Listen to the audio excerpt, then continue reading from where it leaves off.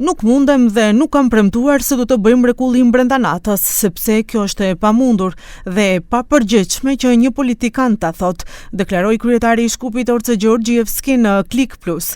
Sipas tij, shumë probleme janë trashëguar nga paraardhësia e tij, por hapës hapi do t'i zgjidh një nga një.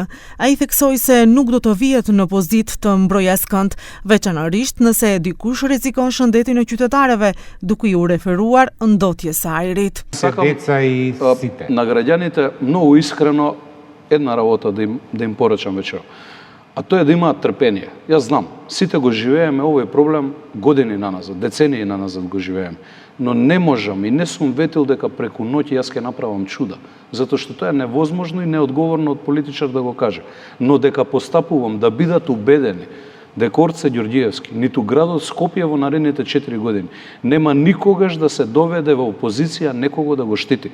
Особено во услови ако некој го труе нашиот народ. Autobusat e vjetëruar të ndërmarrjes publike janë përmendur si një nga shkaqet e ndotjes së ajrit, kryesisht për faktin se për shkak të transportit jo funksional, një numër i madh qytetarësh përdorin automjete private. Gjeorgjevski pret që vitin e ardhshëm të ketë autobus të rinj.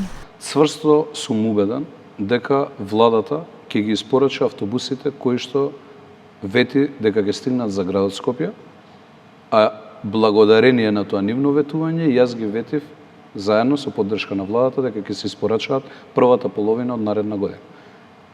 Така да сум убеден дека ќе стигнат автобусите првата половина од наредна година. Gjeorgjevski në Klik Plus foli gjithashtu edhe për procedurën e prokurorisë, e cila ka ngritur 2 aktakuza për mosrregullimin e mbeturinave në qytet, para se ai të vinte në pushtet, duke theksuar se e gjithë kjo ka qenë një skenar i inskenuar nga paraardhësia e tij.